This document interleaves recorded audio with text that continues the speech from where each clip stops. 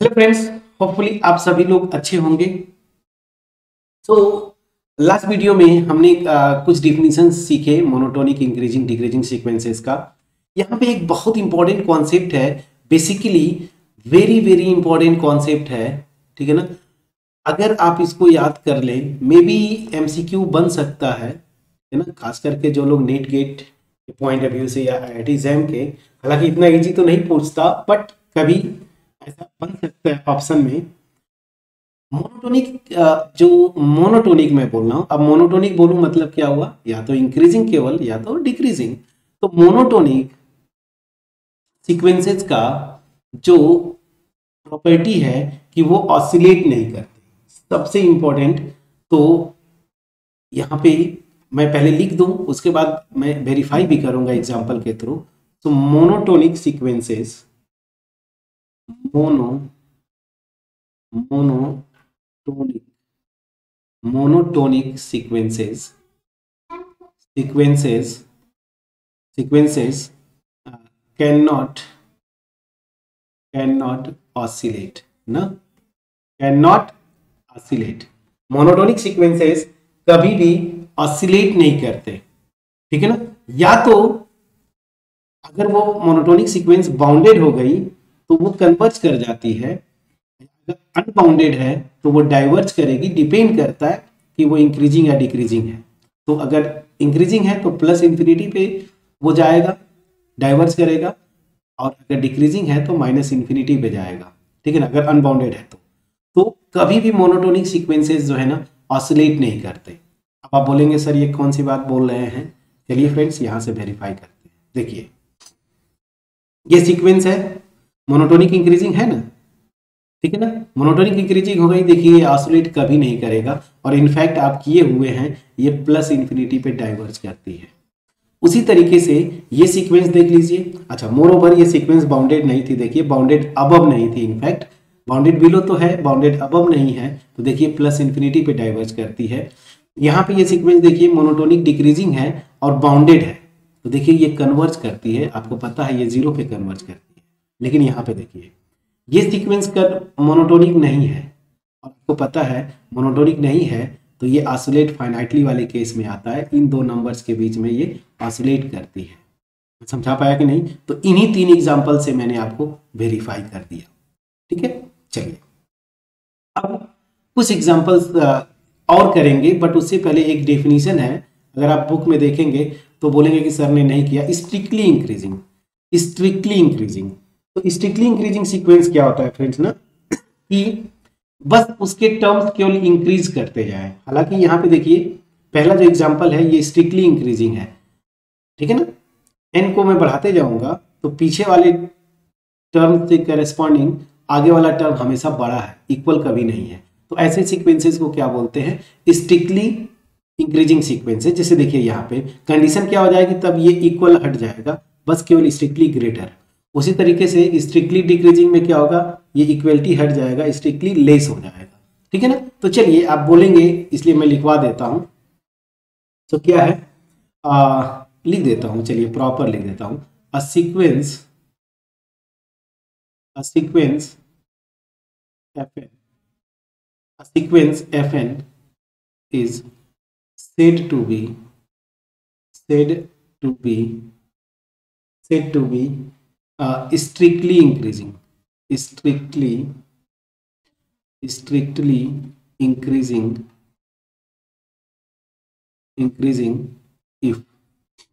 if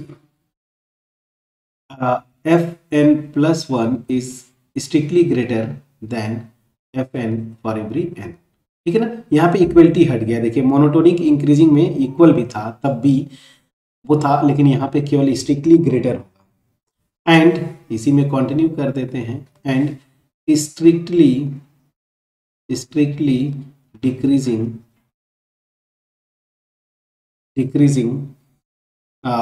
if fn plus 1 is less than fn for every n। ये condition है friends, ठीक है ना।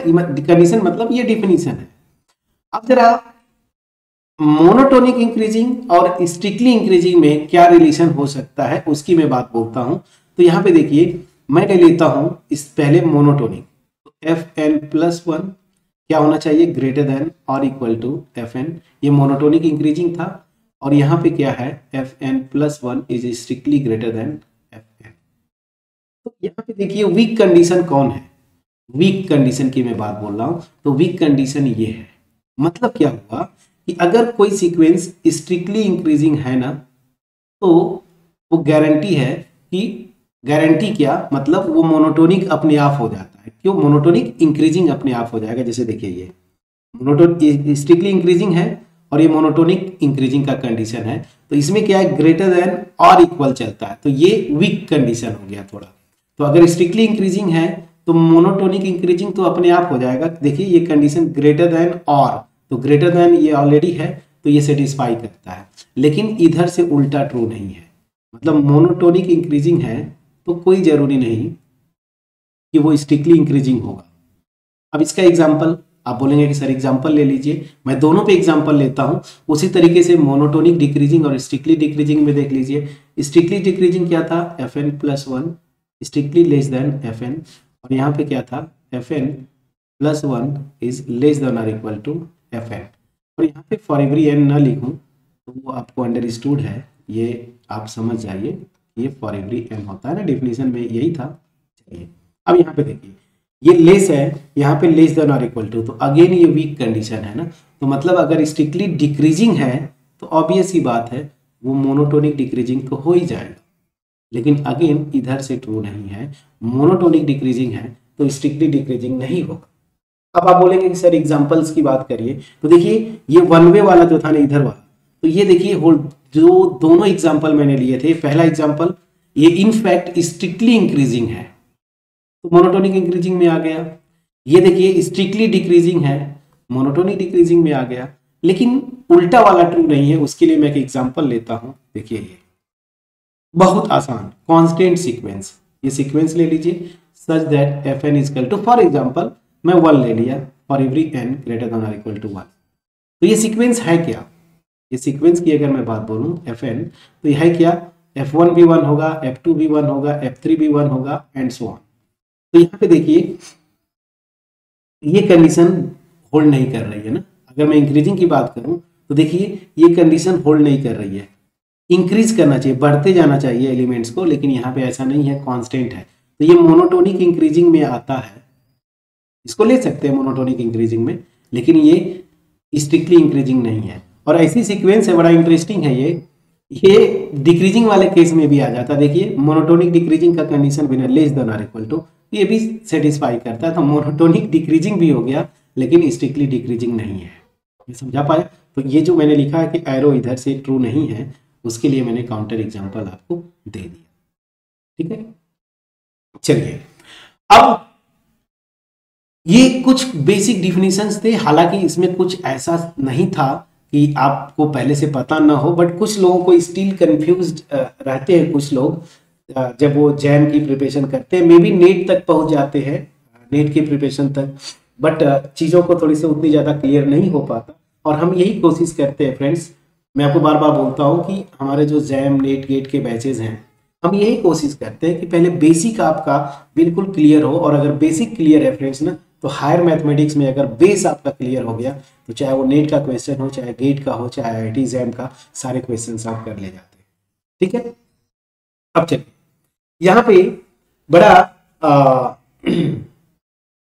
इंटरेस्टिंग रिजल्ट है जो मैं आपको बोल रहा था शुरू में, कि कोई भी सीक्वेंस अगर दे रही है, ठीक है ना, जो कि मोनोटोनिक सीक्वेंस है ना, तो कोई भी मोनोटोनिक सीक्वेंस वो कन्वर्ज करती है अगर बाउंडेड होगी, और अगर बाउंडेड है तो कन्वर्ज करेगी, प्रोवाइडेड वो मोनोटोनिक होना चाहिए। यही मैं पहले भी बोला था, आपको बार बार बोल रहा था। जैसे ये देखिए मोनोटोनिक है, मोनोटोनिक इंक्रीजिंग है ना, अगर ये बाउंडेड हो जाएगी तो कन्वर्ज कर जाएगी, और बाउंडेड नहीं है तो कन्वर्ज नहीं करेगी, जो मैं रिजल्ट बोल रहा हूँ इफ एंड ओनली इफ, ठीक है ना। तो ये देखिए मोनोटोनिक डिक्रीजिंग है, और ये देखिए क्या है, बाउंडेड है, तो आपको ये कन्वर्ज करेगी, वो थ्योरम जो अभी मैं बोल रहा था, और ये कन्वर्ज करती है। यहाँ पे देखिए मोनोटोनिक इंक्रीजिंग है लेकिन बाउंडेड नहीं है, तो ये कन्वर्ज नहीं करेगी, तो वो theorem if and only if है फ्रेंड्स, ठीक है ना। सो चलिए मैं इसी में कर दूं, चलिए ठीक है, इसी में कर देता हूं, इसी वीडियो में। बड़ा इंपॉर्टेंट थ्योरम है, इसको यूज करके जैम में अक्सर या कोई भी सीक्वेंस जो होता है ना, आगे हम करेंगे numericals, very very important theorem है, इसको याद करके रखिए। नेसेसरी एंड सफिशिएंट कंडीशन है, तो क्या है, if this fn is monotonic sequence, monotonic sequence. अब मोनोटोनिक बोल दिया मतलब या तो केवल इंक्रीज करे या तो केवल डिक्रीज करे। So is monotonic sequence, then it is convergent, then fn is convergent if and only if it is bounded, if and only if fn is bounded। बस एक लाइन का स्टेटमेंट मैंने लिखा। तो क्या इसका एप्लीकेशन क्या होगा, कोई भी सीक्वेंस आपको पूछे, खास करके आईआईटी जैम में देता है, पहले तो उसको चेक कर लीजिए मोनोटोनिक है क्या। मोनोटोनिक हो गई, बस आपको दिखा क्या देना है, बाउंडेड। अगर बाउंडेड होगी, देखिए if and only if result है, मोनोटोनिक है कन्वर्ज करेगी, इफ एंड ओनली इफ ये बाउंडेड है।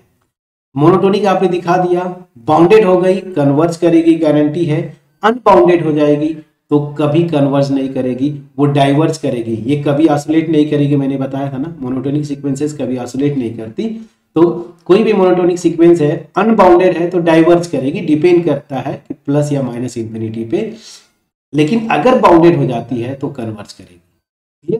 तो देखिए कितना इंटरेस्टिंग रिजल्ट है ये, इसका एप्लीकेशन जबरदस्त हो। अब इसी का कोरोलरी है, ये मेन थ्योरम है, इसका प्रूफ आप देख लीजिएगा, प्रूफ पे मैं नहीं जाऊंगा। तो यहां पे इसी का कोरोलरी है, ये थ्योरम है मेन, इसका कोरोलरी क्या है, जो अभी जस्ट मैं बोल रहा था कि अगर सीक्वेंस मोनोटोनिक इंक्रीजिंग है, ठीक है ना, मोनोटोनिक इंक्रीजिंग है और बाउंडेड है, मोनोटोनिक इंक्रीजिंग और बाउंडेड अबव है, ठीक है ना, तो वो अपने कन्वर्ज करेगी। या ऐसे समझिए ना, आपको कंफ्यूज नहीं करूंगा, सीधा सीधा मैं बोलता हूं, मोनोटोनिक इंक्रीजिंग हो जाती है प्लस ये बाउंडेड है, ऐसे समझिए, प्लस ये बाउंडेड है, तो ये कन्वर्ज करती है किस पे, अपने लिस्ट अपर बाउंड पे। तो ये कन्वर्ज करेगी, converges to its least upper bound, ठीक है ना। क्या मैं बोल रहा हूं, सीक्वेंस मोनोटोनिक इंक्रीजिंग है और बाउंडेड है, ठीक है ना, तो वो कन्वर्ज करेगी अपने लिस्ट अपर बाउंड पे। फ्रेंड्स ये चीज याद रखिए। उसी तरीके से अगर मोनोटोनिक डिक्रीजिंग है और बाउंडेड है, कुछ बुक्स में इसको क्यों लिखते हैं बाउंडेड बिलो, बट मैं बाउंडेड लेके चल रहा हूं।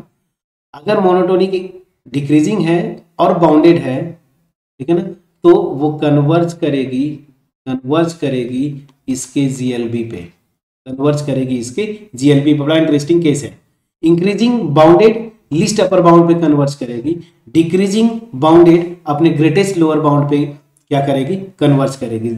और याद करिए, लिस्ट अपर बाउंड को आप क्या बोलते थे, सुप्रीमम, और इसको क्या बोलते थे, इन्फीमम। याद करिए, मैंने बोला था ना, इसको सुप्रीमम, लिस्ट अपर बाउंड को, इसको इन्फीमम। अब देख लीजिए ये जो रिजल्ट है बहुत पावरफुल रिजल्ट है, या इसको मैं इसी एग्जांपल से वेरीफाई करता हूं। ये देखिए, ये मेरी सीक्वेंस मैंने लिया था, मोनोटोनिक डिक्रीजिंग है, अभी हमने दिखाया, डिक्रीजिंग है, बाउंडेड भी है, तो किस पे कन्वर्ज करेगा, डिक्रीजिंग बाउंडेड, किस पे कन्वर्ज करेगा, जीएलबी, इन्फीमम पे। और इस सीक्वेंस का जीएलबी देखिए क्या है, 0 है, 0 पे कन्वर्ज करेगी, और ऑलरेडी आप जानते हैं, देख लीजिए, ठीक है। चलिए, ये जो एग्जांपल किया था हमने, कहाँ गया, ये मोनोटोनिक के केस में आता है, मोनोटोनिक के केस में आता है, मोनोटोनिक है, ठीक है ना, मोनोटोनिक है, इसको इंक्रीजिंग और डिक्रीजिंग दोनों केस में आ जा रहा है, बाउंडेड भी है, कन्वर्ज करेगी किस पे, अगर इसको इंक्रीजिंग लेते हैं तो किस पे करेगी, लिस्ट अपर बाउंड पे। लिस्ट अपर बाउंड क्या है, देखिए वेरीफाइड है। अगर इसको डिक्रीजिंग लेते हैं, बाउंडेड है, किस पे कन्वर्ज करेगी, जीएलबी पे। जीएलबी भी क्या है इसका 1। अगर ऐसे आप देखें तो वेरीफाइड है कि नहीं फ्रेंड्स, प्लीज बोलिएगा, कितना पावरफुल रिजल्ट है। तो इस रिजल्ट को आप देखिएगा, और आगे जितने भी न्यूमेरिकल्स होते हैं होम एग्जाम्स में और आईआईटी जैम में जो आए हैं, इसी रिजल्ट पे पहले सीक्वेंस को मोनोटोनिक दिखाएंगे, ठीक है ना, वो रिकरेंस फार्मूला वाला याद करिए, जो रिकरेंस टाइप का फार्मूला बना के देते हैं नेट टर्म पे, जैम में भी आए हैं, होम एग्जाम्स में भी आते हैं। तो पहले उसको आप दिखाते हैं मोनोटोनिक, या तो इंक्रीजिंग या डिक्रीजिंग, और बाउंडेड। तो मोनोटोनिक हो गया, बाउंडेड हो गया, कन्वर्ज करेगा। अगर इंक्रीजिंग है किस पे, लिस्ट अपर बाउंड पे कन्वर्ज करेगी। अगर डिक्रीजिंग है मोनोटोनिक तो अपने जीएलबी मतलब इन्फिमम पे कन्वर्ज करेगी। समझ में आएगा कि नहीं फ्रेंड्स, प्लीज बोलिएगा। ठीक है, सो चलिए ये चीजें मैंने आपको पूरा डेप्थ में इसका पोस्टमार्टम करके रख दिया मोनोटोनिक सीक्वेंसेस का। अब आपको मेरी तरफ से पूरे कॉन्सेप्ट आपको बता दिया हूं। एक छोटा सा कॉन्सेप्ट रह जाता है सब सीक्वेंसेस, इसको भी मैं बता देता हूं और उसके बाद न्यूमेरिकल्स करेंगे जो जैम में भी आए हैं, होम एग्जाम्स में भी आए हैं, इसी थ्योरम का एप्लीकेशन जो रिकरेंस रिलेशन एन टर्म पे देता है ना, वही से। सो अगेन फिर वही चीज, अगर आप चैनल पे नए हैं तो प्लीज सब्सक्राइब करें, बेल आइकन को क्लिक करें। और अगर आप ऑलरेडी विजिटर हैं बट सब्सक्राइब नहीं किया अभी तक तो चैनल को सब्सक्राइब करें, क्योंकि फ्रेंड्स बहुत सारे कॉन्सेप्ट मिलने वाले, बहुत सारे कॉन्सेप्ट पे अलग अलग टॉपिक्स पे आपको वीडियोस अब अपलोड होने वाली हैं। सो चैनल को सब्सक्राइब करके साथ में जुड़े रहें। सो नेक्स्ट वीडियो में छोटा सा कॉन्सेप्ट सीक्वेंसेस का जो रह जाता है सब सीक्वेंसेस, उसको बता के न्यूमेरिकल्स करेंगे और यहीं पे सीक्वेंसेस खत्म होती है। होपफुली अभी तक जो मेरा एफर्ट था, क्योंकि अब सीक्वेंसेस खत्म होने को आई, तो मेरा जो मोटिव था कि सीक्वेंसेस का आप मास्टर हो जाए। Master in the sense friends कि आपको अगर मैं बोलूं कि पढ़ाओ आप, तो अगर आपने हमसे पढ़ा है तो मुझसे भी बेटर तरीके से आप सीक्वेंसेस को एक्सप्लेन करें। और मोर ओवर इन सबसे ऊपर आपका जो टारगेट है, या तो जैम या तो नीट या तो गेट, वहां पे कोई भी क्वेश्चन छूटना नहीं चाहिए। चलिए मिलते हैं नेक्स्ट वीडियो में, तब तक अपना ख्याल रखें, पढ़ाई करते रहें। Thank you so much friends.